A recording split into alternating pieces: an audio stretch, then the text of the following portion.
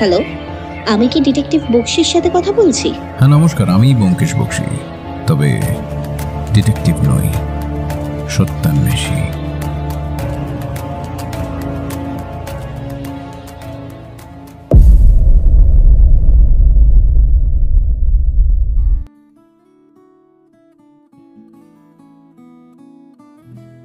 Welcome সবাইকে। সবাই কেমন আছেন? আশা করছি সবাই খুব ভালো আছেন। চ্যানেলে কিন্তু এবার ব্যাক টু ব্যাক গল্প আসছে। এতটা ধারাবাহিকতা কিন্তু আর কোনো স্টোরি চ্যানেলে আপনি পাবেন না। তো সেখানে আপনাদেরও তো কিছু দায়িত্ব থাকে, তাই না? আপনারা প্লিজ গল্পগুলো মন দিয়ে শুনুন, ভালো লাগলে গল্পগুলো লাইক করুন, বন্ধুদের সাথে গল্পগুলো শেয়ার করুন, আর চ্যানেলটিকে সাবস্ক্রাইব করে পাশে থাকুন। এবার থেকেই আমাদের চ্যানেলের গল্পগুলো আপলোড করা হচ্ছে আমাদের ফেসবুক পেজেও। আমি এই গল্পের ডেসক্রিপশন বক্সে আমার ফেসবুক পেজের লিঙ্কটি দিয়ে রাখছি, আপনি সরাসরি সেখান থেকেও আমার ফেসবুক পেজে চলে যেতে পারবেন। আপনারা আপনাদের মতামত আমাকে সেখানেও জানাতে পারেন যে আমরা আর ঠিক কি ইমপ্রুভমেন্ট আনতে পারি। আর বেশি বকবক না করে চলুন শুনে নিই আজকের গল্প। শুরু হচ্ছে আজকের গল্প।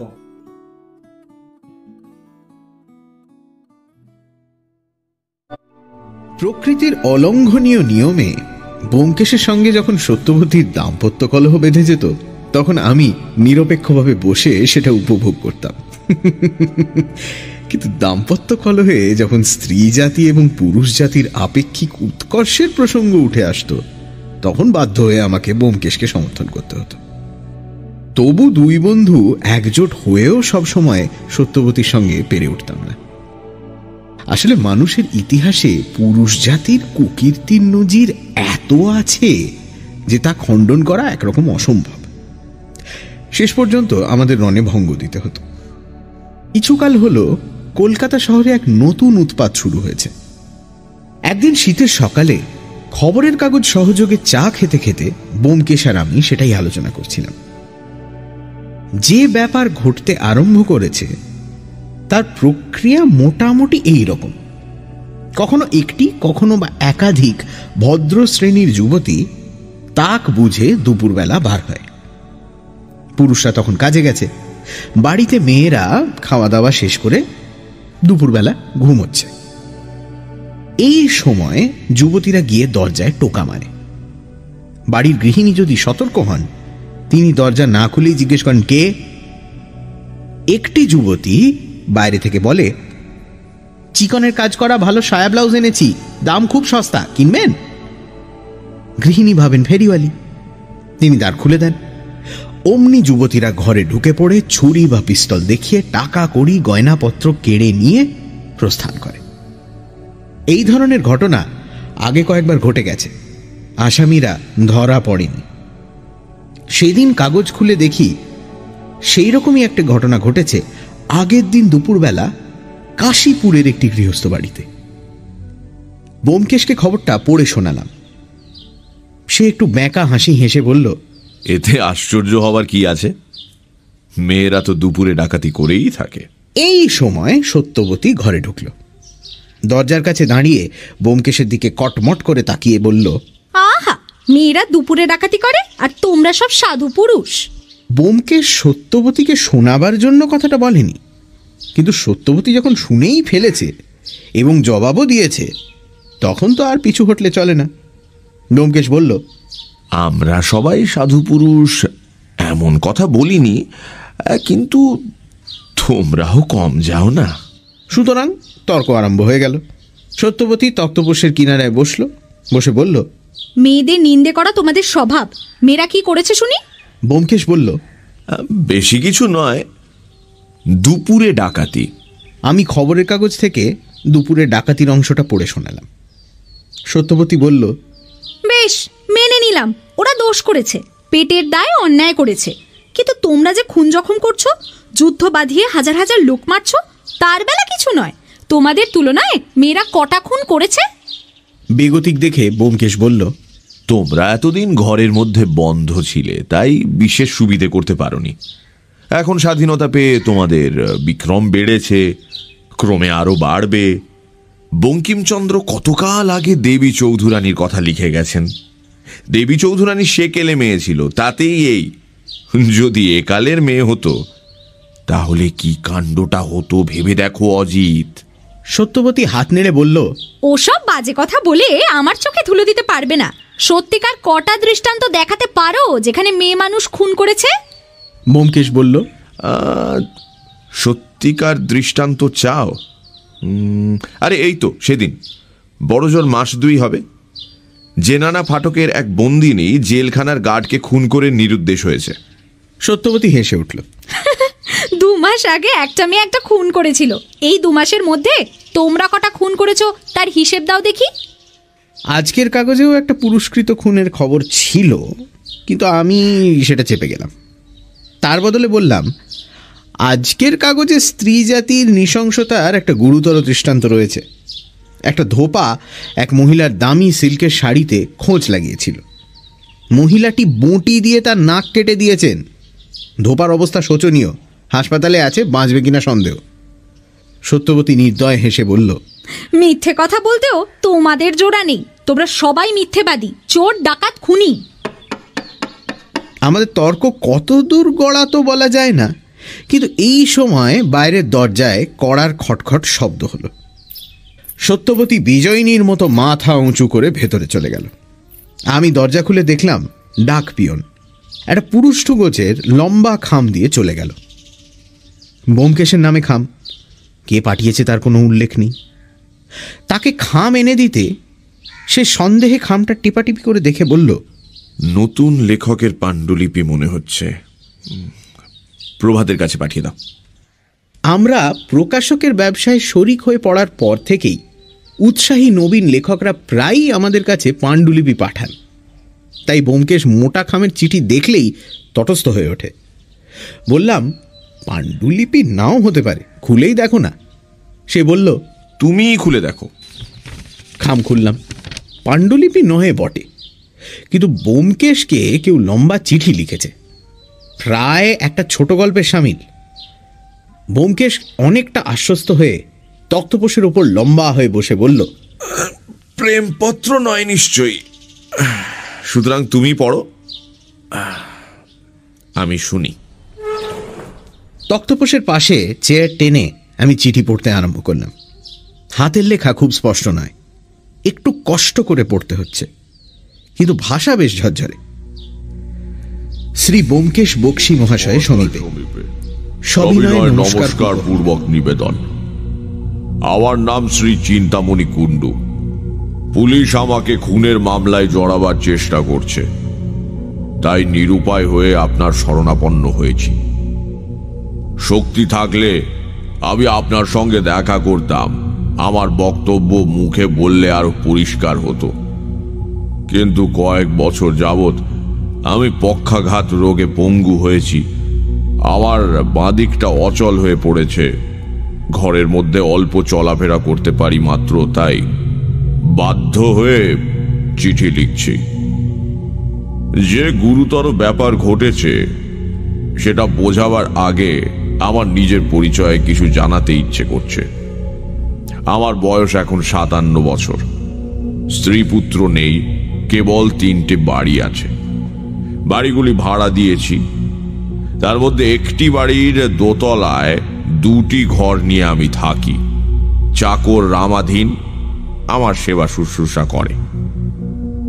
শিরোনামায় ঠিকানা দেখে বুঝবেন আমি কলকাতায় পূর্ব দক্ষিণ অঞ্চলে থাকি। রাস্তাটি বেশ চওড়া। যে বাড়িতে আমি থাকি সেটি রাস্তার একদিকে, আমার অন্য বাড়ি দুটি প্রায় তার সামনাসামনি রাস্তার অপর দিকে। এই বাড়ি দুটি তুলনামূলকভাবে ছোট এবং একতলা। এদের যমজ বাড়িও বলতে পারেন। দুটি বাড়ির মাঝখান দিয়ে খিড়কির দিকে যাওয়ার সরু গলি আছে। আমি রোগে পঙ্গু, 2টি ঘরের মধ্যেই আমার জীবন। পক্ষাঘাত হওয়ার আগে আমি দালালি করতাম, অনেক ছুটোছুটি করেছি। ছুটোছুটি করতেই আমি অভ্যস্ত। তাই এখন সারা বেলা জানলার সামনে বসে থাকি, রাস্তার লোক চলাচল দেখি। একটা বাইনকুলার কিনেছি, সেটাই চোখে দিয়ে দূরের দৃশ্য দেখি। বাইনকুলার দিয়ে অনেক বাড়ির ভেতরের দৃশ্য দেখা যায়। আমার যমজ বাড়ির ভাড়াটেদের ওপর নজর রাখতে পারি। যাদের ক্ষমতা আছে তারা সিনেমা থিয়েটার দেখে, আমি জানলায় বসে সাদা চোখে প্রবহমান জীবন স্রোত দেখি এবং চোখে দূরবীন লাগিয়ে ভেতরের দৃশ্য দেখি। কত বিচিত্র দৃশ্য যে দেখেছি শুনলে আশ্চর্য হয়ে যাবেন। কিন্তু সে কথা থাক। মাস দেড়েক আগে পৌষ মাসের মাঝামাঝি একটি ছোকরা আমার সঙ্গে দেখা করতে এসেছিল। বেটে খাটো চেহারা, ঘাড়ে ছাঁটা তামাটে রঙের চুল, তত্তরে মুখ, নাকের নিচে ছোট্ট একটি প্রজাপতি গোঁফও আছে, গায়ে দামি বিলিতি পোশাক, তার ওপর ক্যামেল হেয়ার কাপড়ের ওভারকোট। দরজার কাছে দাঁড়িয়ে সসম্ভ্রমে বলল, আমার নাম তপন সেন, আসতে পারি? আমি তখন জানলার কাছে বসে খবরের কাগজ পড়ছিলাম। মুখ তুলে বললাম, আসুন। তপন সেন এসে একটা চেয়ার টেনে আমার সামনে বসল। আমি বললাম, কি দরকার বলুন তো? সে জানলার বাইরে আঙুল দেখিয়ে বলল, আপনার জোড়া বাড়ির একটা বাড়ি খালি হয়েছে, তাই এলাম যদি আমাকে ভাড়া দেন। বাড়িটা কিছুদিন থেকে খালি পড়েছিল। আগের ভাড়াটে বাড়ি তছনছ করে দিয়েছিল। আমি আবার সেটা মেরামতার চুনকাম করে রেখেছিলাম। ঠিক করেছিলাম ভালো ভাড়াটে না পেলে আমি ভাড়া দেব না। ছোকরাকে দেখে শুনে ভালোই মনে হলো, সাজ পোশাক থেকে অবস্থাপন্ন বলেই মনে হলো। জিজ্ঞাসা করলাম, আপনার কি করা হয়? সে ওভারকোটের পকেট থেকে সিগারেটের কৌটো বের করে আবার রেখে দিল। বোধহয় আমার প্রতি একটু এই সম্মান দেখানোর জন্যই সিগারেট ধরালো না। বলল, খবরের কাগজের অফিসে চাকরি করি, নাইট এডিটার। সারা রাত কাজ করি আর সারা দিন ঘুমোই। বলে আবার একটু হাসলো। প্রশ্ন করলাম, সংসারে কে কে আছে? সে লাজুক মুখে বলল, সবেমাত্র সংসার আরম্ভ করেছি, আমি আর আমার স্ত্রী, আর কেউ নেই। তা মনে মনে খুশিই হলাম। ছেলে পিলে থাকলে বাড়ি নষ্ট করে, দেয়ালে কালি দিয়ে ছবি আঁকে। বললাম, বেশ, আপনাকে ভাড়া দেব, 150 টাকা ভাড়া। সে একটু ইটিউটি করে বলল, আমার পক্ষে একটু বেশি হয়ে যায়। বললাম, সাজানো বাড়ি, খাট, বিছানা, টেবিল, চেয়ার, কাভার্ড সব পাবেন। আচ্ছা, তাহলে রাজি। বাড়িটা একবার দেখতে পারি কি? তা আমি তো চাবি দিলাম। তপন সেন গিয়ে বাড়ি দেখে এলো। তারপর 150 টাকা বের করে দিয়ে বলল, এই নিন 1 মাসের ভাড়া।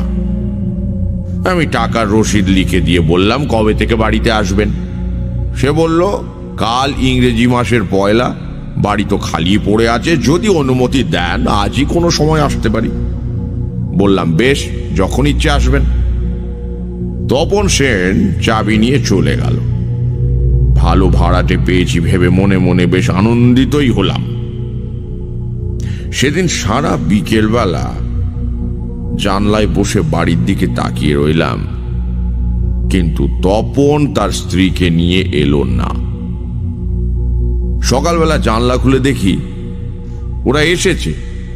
সদর দরজা খোলা, নিশ্চয়ই রাতে কোনো সময় মালপত্র নিয়ে এসেছে। আমার কৌতূহলী চোখ ওই দিকেই যাতায়াত করতে লাগলো। বেলা 9:30টার সময় এক যুবতী এসে ভেতর দিক থেকে সদর দরজা বন্ধ করে দিল। তারপর কয়েক মিনিট যেতে না যেতেই খিড়কি দরজার গলি দিয়ে সে বের হয়ে এলো। তখন তাকে ভালো করে দেখলাম।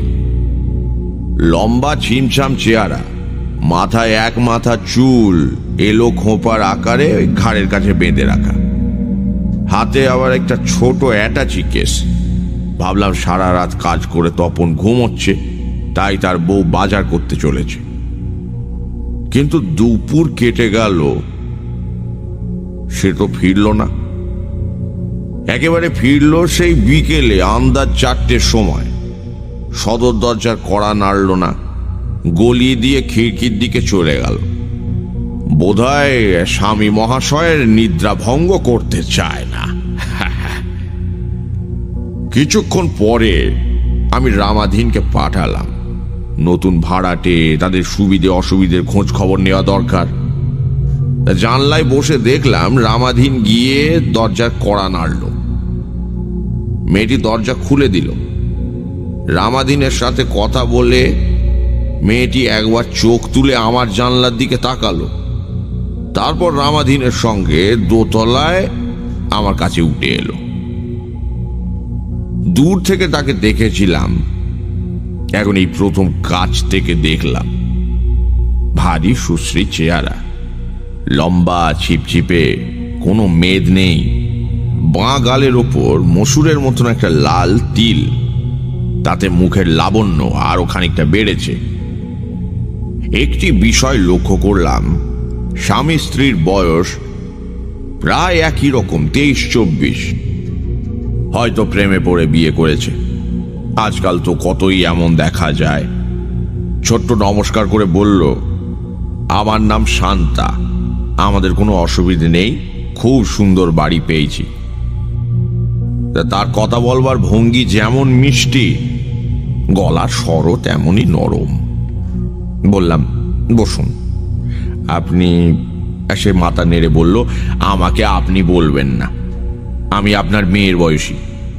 বললাম, বেশ, তোমাদের ঝি চাকর যদি দরকার থাকে, নতুন পাড়ায় এসেছো। সে তখন বলল, ঝি চাকরের দরকার নেই, দুজনের সংসার আমি একাই সব কাজ সামলে নিতে পারবো। বললাম, বেশ বেশ বেশ, তা আজ তুমি সকালবেলা বেরিয়েছিলে, এই এখন ফিরলে? সারাদিন কোথায় ছিলে? সে বলল, আমি স্কুলে পড়াই, চেতলার দিকে একটা ছোট মেয়েদের স্কুল আছে, সেখানে শিক্ষিকার কাজ করি। আচ্ছা, আজ যাই, ওর খাবার তৈরি করতে হবে, সন্ধ্যের পর ও কাজে বেরোবে। শান্তা একটু হেসে ঘাড় হেলিয়ে চলে গেল। এদের দুজনকে আমার ভালো লেগেছে। বর্তমানে ভাড়াটেদের নিয়েই আমার জীবন। তারা আমার বাড়িতে বাস করে, ভাড়া দেয়, নিজের ধান্দায় থাকে, মেলামেশা নেই। জোড়া বাড়ির অন্য অংশে একটি মাদ্রাজি পরিবার থাকে। তারা আমার ভাষা বোঝে না, কেবল মাসের শেষে ভাড়া দিয়ে রসিদ নিয়ে চলে যায়। এদের সাথে আমার হৃদয়ের কোনো যোগাযোগ নেই, কিন্তু এই নতুন বাঙালি দম্পতি আমার হৃদয় ছুঁয়ে গেছে। জানলায় বসে দেখলাম, সন্ধে পেরিয়ে যাবার পর তপন কোট প্যান্ট আর ওভারকোট চড়িয়ে খিড়কির গলি দিয়ে বের হলো। বাড়ির সামনে ল্যাম্পের নিচে দাঁড়িয়ে সিগারেট ধরালো। তারপর বাস রাস্তার দিকে চলে গেল। সারা রাত বাইরে থাকবে, ভোরের দিকে কাজ শেষ করে ফিরবে। এরপর থেকে ওদের নিয়ম বাঁধা জীবনযাত্রা চলতে লাগলো। সকাল 9:30টার সময় শান্তা স্কুলে পড়াতে চলে যায়, বিকেলে ফিরে আসে। তপন সন্ধ্যের পর বের হয়, রাতে কখন ফিরে জানি না। এদের জীবনযাত্রা অতি শান্ত। বাড়িতে অতিথি আসে না, হয়তো বন্ধু বান্ধব চেনা পরিচিত কেউ কাছাকাছি নেই। তপন বাড়ি থেকে রাতে বের হবার পর বাড়ির ইলেকট্রিক বাতি নিভে যায়। কেবল সামনের ঘরে এই মোমবাতি জ্বলে, তাও 8টা বাজতে না বাজতে নিভে যায়। শান্তা বোধহয় সারাদিনের ক্লান্তির পর তাড়াতাড়ি শুয়ে পড়ে। এদের বিষয়ে আমার মনে যথেষ্ট কৌতূহল আছে, তাই যখন তখন চোখে দূরবীন লাগিয়ে বাড়িটা দেখি। কিন্তু বাইরে থেকে বাড়ির ভেতরটা কিছুই দেখা যায় না। সদর দরজা যেমন বন্ধ থাকে, সদরের জানলায় তেমনি পর্দা টানা থাকে। কেবল রাতে পর্দার ভেতর দিয়ে মোমবাতির মোলায়েম আলো দেখা যায়। একদিন রোববার সকালবেলা শান্তা এসে খানিকক্ষণ আমার সঙ্গে গল্প সল্প করল। আমি রহস্যচ্ছলে জিজ্ঞাসা করলাম, তোমার কর্তাটি এখনো ঘুমোচ্ছেন বুঝি? সে একটু লজ্জা লজ্জা ভাব নিয়ে বলল, হ্যাঁ, সারা রাত ঘুমোতে পায় না তাই। আমি বললাম, তুমি রাতে ইলেকট্রিক বাতি জ্বালাও না দেখেছি, কেন বলো দেখি? শান্তা একটু চমকে উঠে বলল, আমার চোখ ভালো নয়, উজ্জ্বল আলো বেশিক্ষণ সহ্য হয় না। ও আবার কম আলোয় দেখতে পায় না, তাই ও চলে গেলেই ইলেকট্রিক নিভিয়ে পিদিম জ্বালি। আপনি লক্ষ্য করেছেন বুঝি? হ্যাঁ, আমি তো সকাল থেকে সন্ধে পর্যন্ত এই জানলার ধারেই বসে থাকি। শান্তা সহানুভূতিপূর্ণ স্বরে বলল, সত্যি আপনার তো কোথাও যাবার উপায় নেই, তা আমি মাঝে মাঝে আসব, ওকেও পাঠিয়ে দেব। এইভাবে চলছে। একদিন সন্ধ্যের পর তপনও কাজে যাওয়ার পথে আমার কাছে এসে 2-4টে কথা বলে গেল। তারপর একদিন গভীর রাতে একটা ব্যাপার লক্ষ্য করলাম। আমি সাধারণত রাত 9:30টার সময় ঘুমোতে যাই, কিন্তু আমার অনিদ্রা রোগ আছে, মাঝে মাঝে রাতে ঘুম হয় না। তখন প্রায় সারা রাত জেগে থাকি। 2 সপ্তাহ আগে রাতে যথাসময়ে ঘুমোতে গেছি, কিন্তু কিছুতেই ঘুম আসছিল না। 12টা পর্যন্ত সাধ্য সাধনা করে উঠে পড়লাম। ভাবলাম 1 পেয়ালা গরম কোকো পান করলে ঘুম আসতে পারে। স্টোভ জ্বালিয়ে জল চাপিয়ে দিলাম। রামাদিন আমার ঘরের বাইরে দরজার সামনে ঘুমোয়। আমি তাকে আর জাগালাম না। শীতের রাত, জানলা বন্ধ আছে। হঠাৎ কি মনে হলো, জানলার খড়খড়ি তুলে বাইরে তাকালাম। নিশুতি রাতে রাস্তায় জনমানব নেই। জোড়া বাড়ির সামনে রাস্তার আলোটা জ্বলছে, বাড়ি দুটোর ভেতর অন্ধকার। একটা লোক ওদিকের ফুটপাত দিয়ে আসছিল। তার মাথা থেকে হাঁটু পর্যন্ত কালো র্যাপারে ঢাকা। জোড়া বাড়ির সামনে এসে সে থামল, ঘাড় ফিরিয়ে পেছন ও আশপাশে দেখল। তারপর সুট করে 2 বাড়ির মাঝখানে গলির মধ্যে ঢুকে পড়ল। আর তাকে দেখতে পেলাম না। কিন্তু কিছুক্ষণ পরে তপনের ঘরে বিদ্যুতের আলো জ্বলে উঠে আবার নিভে গেল। কোকো তৈরি করে খেতে খেতে চিন্তা করলাম, কে লোকটা? তার ভাবভঙ্গিতে যেন সতর্ক সাবধানতা রয়েছে। ওই গলি দিয়ে মাদ্রাজিদের খিড়কি দরজাতেও যাওয়া যায়, কিন্তু মাদ্রাজিরা সংখ্যায় অনেকগুলি। সন্ধ্যের পর দরজা তালা বন্ধ করে ঘুমিয়ে পড়ে। এই লোকটা নিঃসন্দেহে তপনের ঘরে গিয়েছে। তপন রাতে বাড়ি থাকে না, শান্তা একলা থাকে। এই সময় লোকটা চুপি চুপি এসেছে। কি ব্যাপার? গভীর রাত, স্বামী অনুপস্থিত, বাড়িতে একটি যুবতী ছাড়া অন্য কেউ নেই। এই সময় র্যাপার মুড়ি দিয়ে লোক আসে, অর্থাৎ মনটা খারাপ হয়ে গেল। শান্তাকে ভালো মেয়ে বলেই মনে হয়েছিল, কিন্তু আজকাল মুখ দেখে স্ত্রী চরিত্র বোঝা দুষ্কর। মরুগে, আমার কি? ভাড়াটেদের স্ত্রী কি করছে তার খোঁজে আমার প্রয়োজন কি? আমার যথাসময় ভাড়া পেলেই হলো। একবার ভাবলাম জানলায় দাঁড়িয়ে দেখি লোকটা কতক্ষণে বের হয়, কিন্তু কোকো খেয়ে একটু ঘুমের আমেজ আসছিল। আমি শুয়ে পড়লাম। আসন্ন ঘুমকে খোঁচা দিয়ে তাড়ালে হয়তো সারা রাত জেগে থাকতে হবে। এই ঘটনার পর 2 সপ্তাহ কেটে গিয়েছে। গত রোববার তপন এসে বাড়ি ভাড়া দিয়ে গেছে। উল্লেখযোগ্য আর কিছু ঘটেনি। তপনকে রাত্রিরের সেই আগন্তুকের কথা বলিনি, কি দরকার আমার। তারপর হঠাৎ পরশু রাতের ব্যাপার।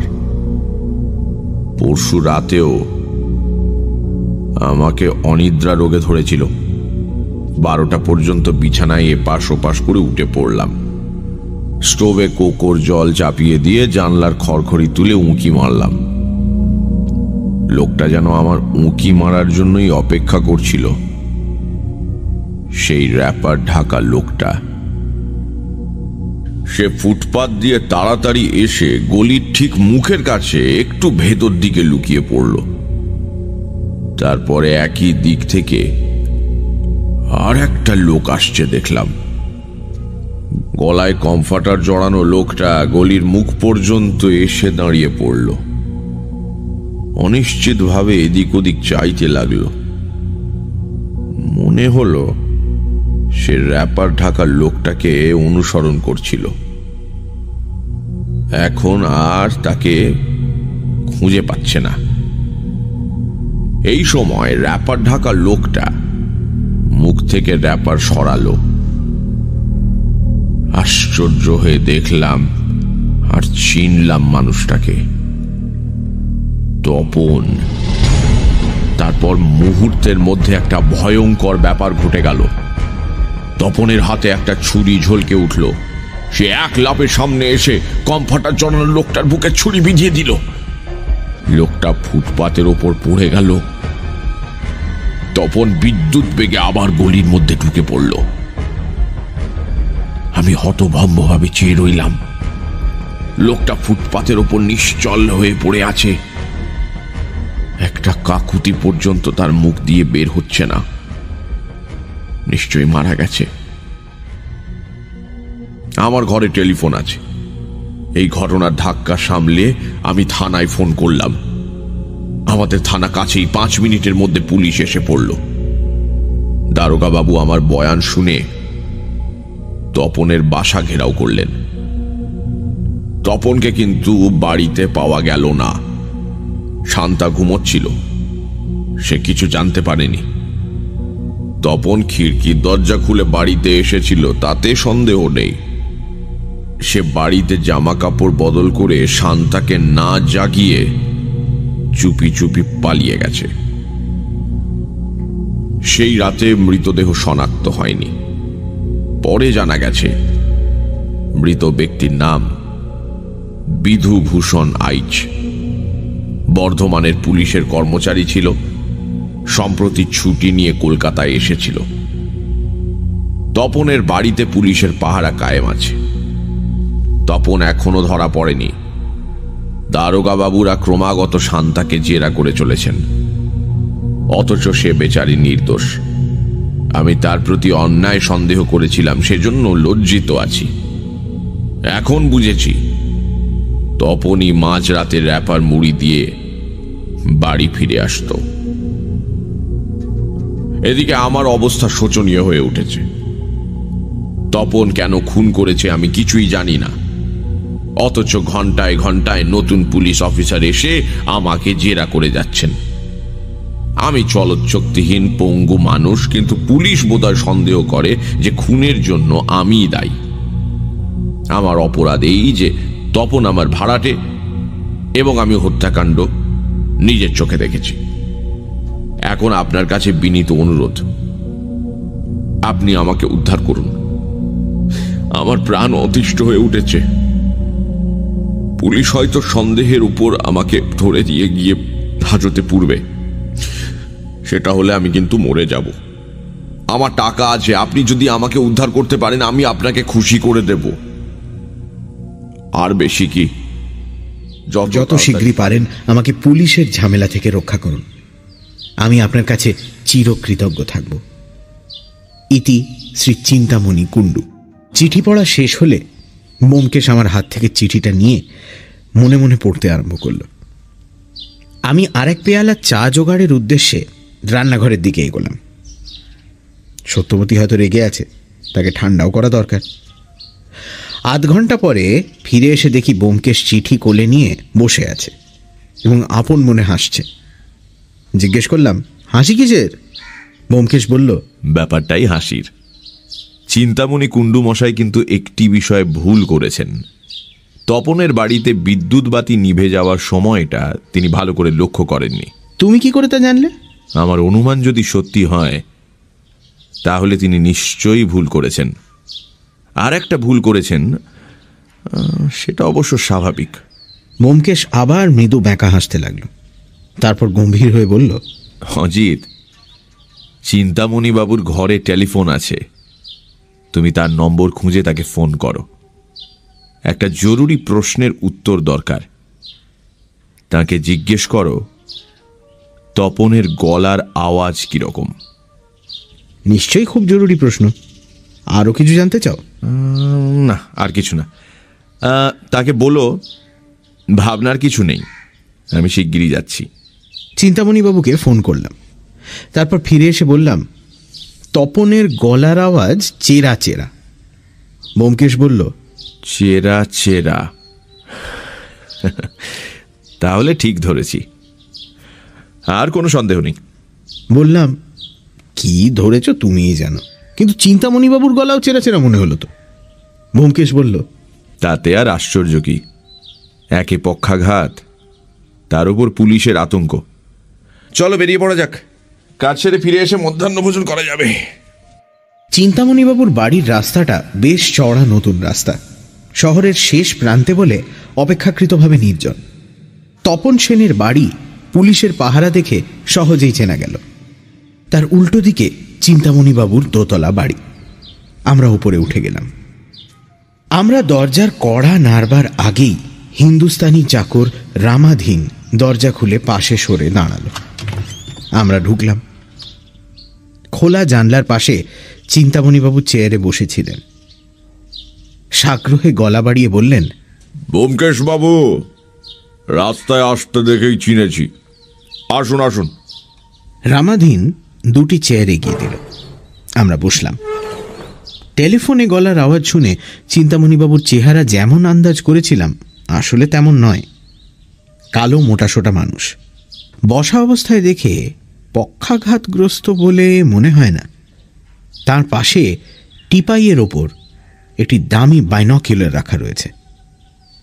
চিন্তামণিবাবু বললেন, আগে কি খাবেন বলুন? চা, কোকো, ওভালটিন? ব্যোমকেশ বলল, না না, এখন কিছু দরকার নেই। পুলিশ আজ আপনার কাছে এসেছিল নাকি?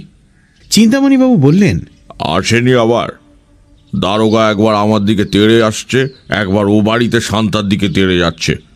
কি যে চায় ওরা বুঝি না। একই প্রশ্ন 50 বার। আমার পক্ষাঘাত হয়েছে, সিঁড়ি দিয়ে নিচে নামতে পারি কিনা, বাইনকুলার রেখেছি কেন, তপন সেনকে বাড়ি ভাড়া দিয়েছি কেন। বলুন তো দেখি ব্যোমকেশ বাবু, এসব প্রশ্নের কি জবাব দেব? জবাব দিতে দিতে আমার প্রাণ ওষ্ঠাগত হয়েছে। এখন আপনি আমাকে বাঁচান। ব্যোমকেশ বলল, ভাববেন না, সব ঠিক হয়ে যাবে। এখন দারোগাবাবুর সঙ্গে একবার দেখা করা দরকার। তিনি কি? বলতে বলতে দারোগাবাবু দরজার সামনে এসে দাঁড়ালেন। 10-12 বছর আগে বিজয় ভাদুড়ী যখন ছোট দারোগা ছিলেন তখন তার সঙ্গে পরিচয় হয়েছিল। রোগা লম্বা বাঁশের মতো চেহারা, কিন্তু অত্যন্ত কর্মতৎপর এবং সন্দেহ বাতিগ্রস্ত ব্যক্তি। 10 বছরে তিনি বড় দারোগা হয়েছেন, কিন্তু চেহারায় একটুও পরিবর্তন হয়নি এবং মনও আগের মতোই সন্দেহপরায়ণ আছে। সেটা তার চোখের দৃষ্টি থেকে অনুমান করা যায়। দরজার কাছ থেকে প্রখর দৃষ্টিতে আমাদের দিকে তাকিয়ে তিনি ঘরে ঢুকে শুকনো গলায় বললেন, ব্যোমকেশ বাবু যে? ব্যোমকেশ হেসে বলল, চিনতে পেরেছেন দেখছি। তা আপনার আসামি মানে তপন সেন ধরা পড়ল? বিজয় ভাদুড়ী একবার চিন্তামণি বাবুর দিকে আর চোখে তাকিয়ে বললেন, ধরা পড়েনি এখনো, কিন্তু যাবে কোথায়? আপনি হঠাৎ এখানে কি উদ্দেশ্যে ব্যোমকেশ বাবু? ব্যোমকেশ বলল, চিন্তামণি বাবু আমার মক্কেল। ওর বাড়িতে খুন হয়েছে, ওর ভাড়াটে খুন করেছে। আপনারা ওকে বিরক্ত করছেন, তাই নিজের স্বার্থ রক্ষার জন্য উনি আমাকে নিযুক্ত করেছেন। বিজয় ভাদুড়ী ভুরু কুচকে ব্যোমকেশের দিকে তাকিয়ে রইলেন। বোধহয় মনে মনে ভাবছিলেন ব্যোমকেশকে গলা ধাক্কা দেবেন কি না। তারপর যখন কথা বললেন তখন তার সুর একেবারে বদলে গেছে। তিনি ব্যোমকেশের দিকে ঝুঁকে গলাটা একটু নাবিয়ে বললেন, একবার বাইরে আসবেন, দুটো কথা ছিল। হ্যাঁ, চল। আমরা ঘরের বাইরে লম্বা বারান্দার এক কোণে গিয়ে দাঁড়ালাম।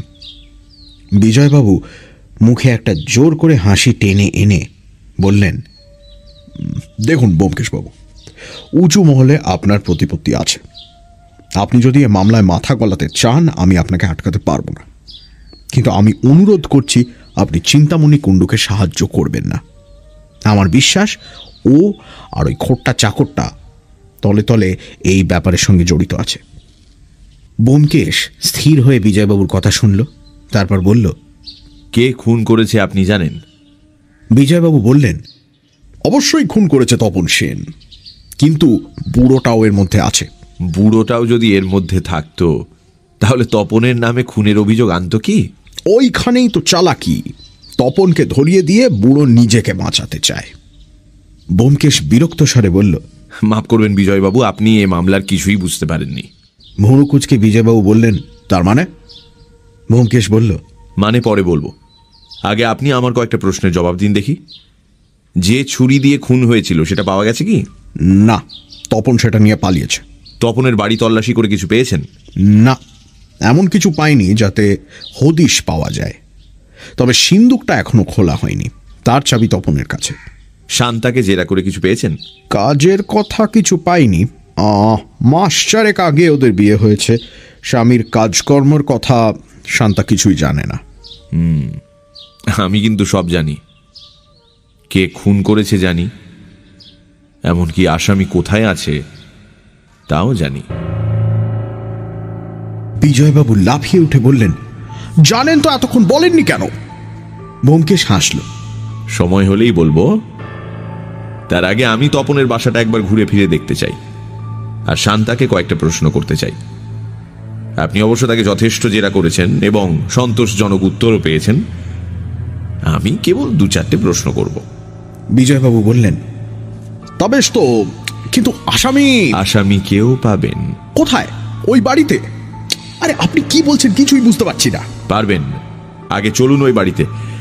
আসামিকে ধরার জন্য প্রস্তুত থাকবেন। তার মানে আপনি বলতে চান তপন সেন বাসায় ফিরে আসবে, কিংবা বাসাতেই লুকিয়ে আছে? আসুন আসুন আসুন, আগে আসুন আমার সঙ্গে। ব্যোমকেশ সিঁড়ির দিকে এগিয়ে গেল। চিন্তামণি বাবুর দরজার সামনে দাঁড়িয়ে বলল, চিন্তামণি বাবু, আপনি নির্ভয় থাকুন।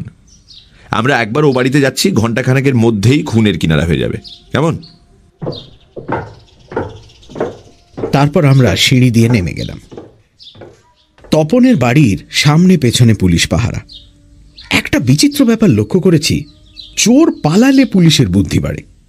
অপরাধী যখন অপরাধ করে চম্পট দিয়েছে তখন অকুস্থলের চারিপাশে কড়া পাহারা বসিয়ে কি লাভ হয় আমি আজ পর্যন্ত বুঝতে পারিনি। ব্যোমকেশ গলি দিয়ে পেছনের দরজার দিকে যেতে যেতে বলল, সদর আর খিড়কির দরজা ছাড়া বাড়ি থেকে পালাবার আর কোনো রাস্তা নেই? মানে পাঁচিল ডিঙিয়ে পালানো যায় না? দারোগা বিজয়বাবু বললেন, না।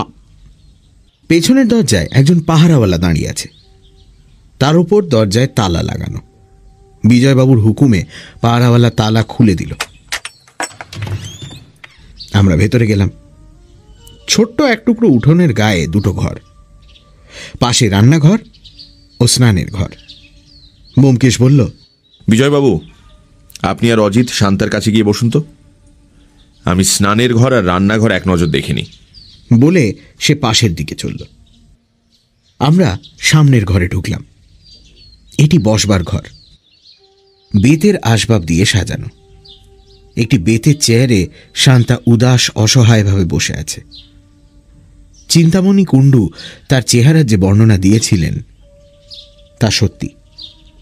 বর্তমানে তার মাথার চুলগুলো অবিন্যস্ত, চোখ দুটো ফুলে আছে, বোধহয় কান্নাকাটি করেছে। আমরা ঘরে ঢুকতে সে মুখ তুলল, আমাকে লক্ষ্যই করল না। বিজয়বাবুর দিকে সব প্রশ্ন চোখে চাইল। বিজয়বাবু কিছু বললেন না, একটা চেয়ারের ওপর বসলেন। আমিও বসলাম। 3 জনে নির্বাক বসে আছি। আমি চিন্তা করছি, পুলিশের জেরা শুনে শুনে মেয়েটা ক্লান্ত হয়ে পড়েছে। সে যদি নির্দোষ হয়, স্বামীর অপরাধের সঙ্গে তার যদি কোনো যোগাযোগ না থাকে, তবুও তার নিষ্কৃতি নেই। কিন্তু তপন ওই লোকটাকে খুন করল কেন? যৌন ঈর্ষা? শান্তার সঙ্গে ওই লোকটার কি? ব্যোমকেশ শোবার ঘর দিয়ে ঢুকল। তার মুখ হাসি হাসি। সে শান্তার সামনে চেয়ার টেনে বসে হাসি হাসি মুখেই তার দিকে চাইল। শান্তাও ক্লান্তভাবে তার দিকে তাকালো। তারপর ধীরে ধীরে তার চোখে শঙ্কা ও সতর্কতা ফুটে উঠল। সে সোজা হয়ে বসে একটু বিহ্বলভাবে বলল, কি কি দেখছেন? ব্যোমকেশ প্রফুল্ল স্বরে বলল, আপনার শোবার ঘরে একটা ছোট লোহার সিন্দুক রয়েছে দেখলাম, তা ওতে কি আছে? শান্তা বলল, দারোগা বাবুকে তো বলেছি, কি আছে আমি জানি না। আমার স্বামী সিন্ধুকের চাবি নিজের কাছে রাখতেন। বিজয়বাবু বললেন, সিন্ধুকের তালা ভাঙবার ব্যবস্থা করছি। বেশ বেশ, ওতে অনেক মাল পাবেন, চোরাই মাল, দুপুরের ডাকাতির গয়নাপত্র। ব্যোমকেশ শান্তার দিকে ফিরল। আচ্ছা বলুন দেখি, আপনার স্বামী কি দাড়ি কামাতেন না? বাড়িতে দাড়ি কামানোর সরঞ্জাম নেই তো? শান্তার মুখ ফ্যাকাশে হয়ে গিয়েছিল। সে অস্পষ্ট স্বরে বলল, তিনি সেলুনে দাড়ি কামাতেন। ব্যোমকেশ বলল, ও, আপনার স্বামী দেখছি অসামান্য লোক ছিলেন। তিনি সেলুনে দাড়ি কামাতেন, কিন্তু বাড়িতে চটি জুতো পরতেন না। তার কোনো কারণ ছিল কি? শান্তা চোখ নামিয়ে বলল, ওর চটিটা ছিঁড়ে গিয়েছিল, নতুন চটি কেনা হয়নি। যখন বাড়িতে থাকতেন আমার চটি পরতেন। ব্যোমকেশ বলল, তাই নাকি? আপনাদের দুজনের পায়ের মাপ তাহলে সমান? শান্তা বলল, প্রায় সমান। ব্যোমকেশ বলল, বাহ, কত সুবিধে! আপনাদের স্বামী স্ত্রীর দেখছি প্রায় সবই সমান, কেবল চুলের রং আলাদা। চিন্তামণি বাবু জানিয়েছিলেন তপনের চুলের রং তামাটে, ঠিক তো? শান্তা ঢোক গিলে বলল, হ্যাঁ। বিজয়বাবু এতক্ষণ চোখ বড় বড় করে প্রশ্ন উত্তর শুনছিলেন। হঠাৎ উঠে দাঁড়িয়ে তীব্র উত্তেজনার কণ্ঠে বললেন, ব্যোমকেশ বাবু! ব্যোমকেশ হাত তুলে বলল, দাঁড়ান, তৈরি থাকুন, এবার আমার শেষ প্রশ্ন। শান্তা দেবী, চিন্তামণি বাবু দেখেছিলেন আপনার গালে মসুরের মতো লাল তিল আছে, সে তিলটা গেল কোথায়? শান্তা হঠাৎ নিজের বাঁ গালে হাত দিল, তারপরেই সামলে নিয়ে বলল, তিল? আমার গালে তো তিল নেই। চিন্তামণি বাবু ভুল দেখেছেন, হয়তো লাল কালির ছিটে লেগেছিল। ব্যোমকেশের মুখে হিংস্র হাসি ফুটে উঠল। সে বলল, সব প্রশ্নেরই জবাব তৈরি করে রেখেছেন দেখছি, কিন্তু এ প্রশ্নের কি জবাব দেবেন? ক্ষিপ্র হস্তে সে শান্তার চুল ধরে টান দিল। সঙ্গে সঙ্গে পরচুলা খসে এলো এবং ভেতর থেকে বেরিয়ে পড়ল ঘাড়ে ছাঁটা তামাটে রঙের চুল। শান্তাও বিদ্যুৎ বেগে জবাব দিল। একটু নিচু হয়ে সে নিজের ডান পা থেকে শাড়ি প্রান্ত তুলল। পায়ের সঙ্গে রাবারের গাটার দিয়ে আটকানো ছিল একটা লিকলিকে ছুরি। ক্ষিপ্র হস্তে ছুরি মুঠোয় নিয়ে শান্তা ব্যোমকেশের গলা লক্ষ্য করে ছুরি চালালো। আমি ভয়ার্ত সম্মোহিতভাবে শুধু তাকিয়ে রইলাম। একটি স্ত্রীলোকের সুশ্রী কোমল মুখ যে এক নিমেষে এমন কুশ্রী ও কঠিন হয়ে উঠতে পারে তা কল্পনাও করা যায় না। দারোগা বিজয়বাবু যদি প্রস্তুত না থাকতেন তাহলে ব্যোমকেশের প্রাণ বাঁচানো যেত কিনা সন্দেহ। তিনি বাঘের মতো লাফিয়ে পড়ে শান্তার কবজি ধরে ফেললেন। ছুরি শান্তার মুঠো থেকে মাটিতে পড়ে গেল। সে বিষাক্ত চোখে ব্যোমকেশের দিকে তাকিয়ে সাপের মতো নিঃশ্বাস ফেলতে লাগল। ব্যোমকেশ হাসি মুখে উঠে দাঁড়ালো। বিজয়বাবু, এই নিন আপনার খুনি আসামি, আর এই নিন খুনের অস্ত্র। বিজয়বাবু একটু দ্বিধাগ্রস্ত ভাবে বললেন, কিন্তু চিন্তামণি বাবু বলেছিলেন তপন সেন। ব্যোমকেশ বলল, তপন সেনের অস্তিত্ব নেই বিজয়বাবু, আছেন কেবল অদ্বিতীয় শান্তা সেন। ইনি রাত্রে তপন সেন আর দিনে শান্তা সেন, সাক্ষাৎ অর্ধনারীশ্বর মূর্তি, মহিয়সী মহিলা ইনি। ভাববেন না যে বিধুভূষণ আইচকে খুন করাই এর একমাত্র কীর্তি। 2 মাস আগে ইনি বর্ধমান জেলের এক গার্ডকে খুন করে জেল থেকে পালিয়েছিলেন। এর আসল নাম আমার জানা নেই, আপনি পুলিশের লোক, ফেরারি কয়দিন নাম নিশ্চয়ই জানতে পারেন। বিজয়বাবু শান্তার হাত বজ্র মুঠোয় ধরে তার দিকে তাকিয়ে চিবিয়ে চিবিয়ে বললেন, প্রমীলা পাল। এবার সব বুঝেছি। স্বামীকে বিষ খাওয়ানোর জন্য তোমার যাবজ্জীবন কারাদণ্ড হয়েছিল। 2 বছর জেল খাটবার পর তুমি জেলের গার্ডকে খুন করে পালিয়েছিলে। পালিয়ে এখানে এসে একাই স্বামী স্ত্রী সেজে লুকিয়েছিলে। তারপর সে রাত্রে বিধুভূষণ তোমায় দেখতে পায়। বিধুভূষণ তোমাকে চিনতে পেরে তোমার পিছু নেয়। এইখানে বাড়ির সামনে এসে তুমি তাকে খুন করেছ। ব্যোমকেশের দিকে চোখ ফিরিয়ে বিজয়বাবু বললেন, কেমন, তাই তো? ব্যোমকেশ বলল, মোট কথা এই বটে। বিজয়বাবু হুঙ্কার ছাড়লেন, জমাদার! জমাদার ঘরের বাইরেই ছিল, ভেতরে ঢুকে এলো। বিজয়বাবু বললেন, হাতকড়া লাগাও। চিন্তামণিবাবুর ঘরে বসে চা খেতে খেতে ব্যোমকেশ বলল, আপনার চিঠি পড়ে খটকা লেগেছিল চিন্তামণিবাবু। আপনি ওদের দুজনকে একসঙ্গে কখনো দেখেননি। দূরবীন লাগিয়েও ওদের বুহ ভেদ করতে পারেননি। কেন? পুরুষটা বেঁটে, মেয়েটা লম্বা, হরে ধরে হাঁটু জল। ওরা সদর দরজা দিয়ে যাতায়াত করে না, খিড়কি দিয়ে আসে যায়। পুরুষটা চেরা চেরা গলায় কথা বলে কেন? সন্দেহ হয় যে কোথাও লুকোচুরি চলছে। কিন্তু বেশি ফলাও করে সব কথা বলবার দরকার নেই। মোটমাট ব্যাপারটা এই, জেল ভেঙে পালাবার পর প্রমীলা পালের 2টো জিনিস দরকার হয়েছিল, ছদ্মবেশ আর রোজগার। তার মাথার চুল তামাটে রঙের, সহজেই দৃষ্টি আকর্ষণ করে, তাই তাকে চুল ছেঁটে পুরুষ সাজতে হলো। কিন্তু দুপুরে ডাকাতি করে রোজগার করার জন্য তার মেয়ে মানুষ সাজা দরকার, তাই সে একটি সুন্দরী বিরিতি পরচুলা জোগাড় করলো।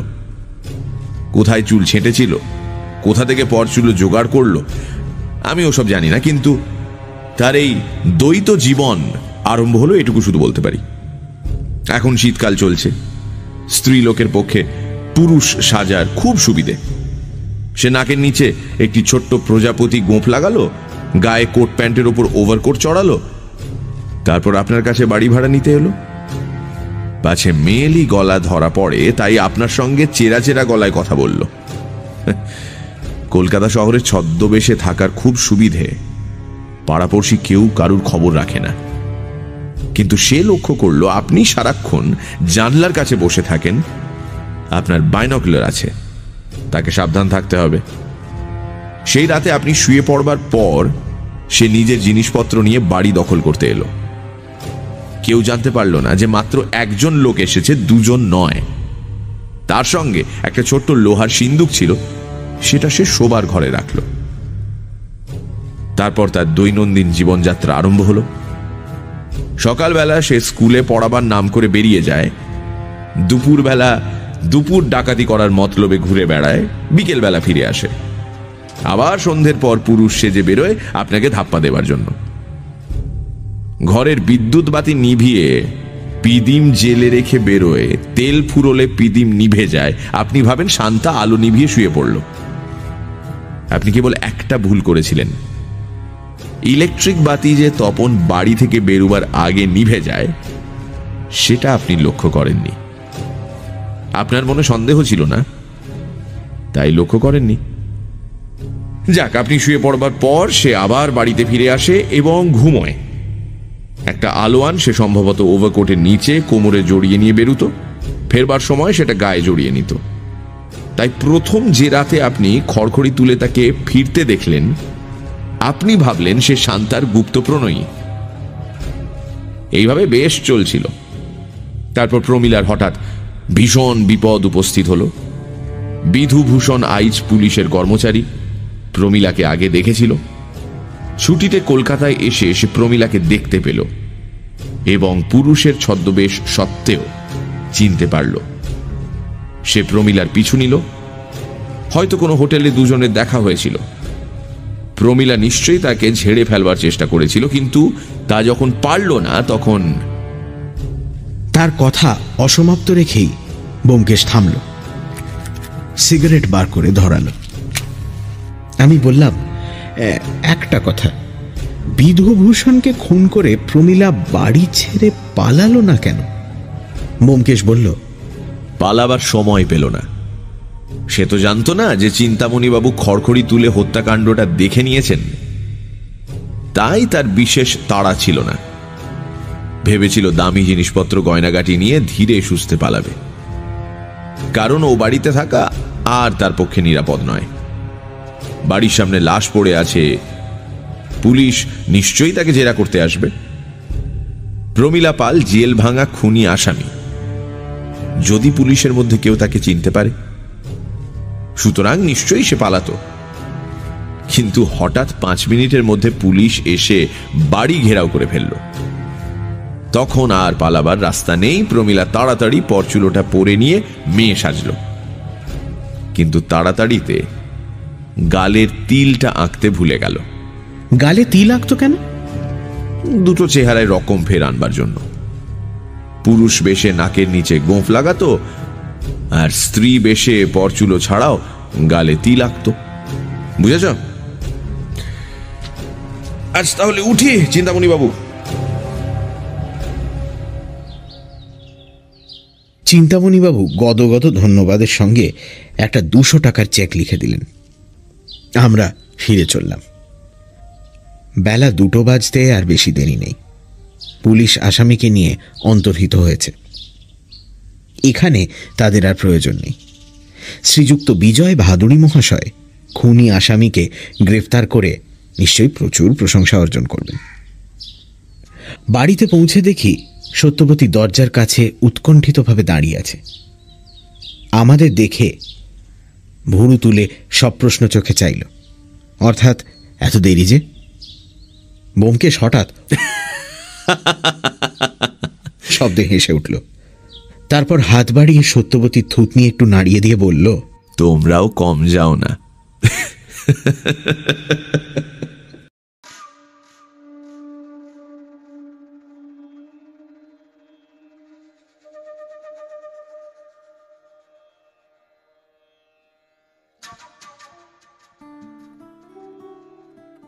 কেমন লাগলো আজকের গল্পটি তা অবশ্যই আমাদের কমেন্ট করে জানান, যে আমরা ঠিক আর কি ইমপ্রুভমেন্ট করতে পারি। আর অবশ্যই পরের গল্পটি শোনার জন্য আমাদের চ্যানেলটিকে সাবস্ক্রাইব করে রাখুন, যেটি আপনার জন্য তো ফ্রি অফ কস্ট, কিন্তু আমার জন্য অনেকটাই ভ্যালু অ্যাড করে। এছাড়া সঙ্গে রাখুন, শুনতে থাকুন আমাদের চ্যানেলটিকে। শুভরাত্রি সবাইকে।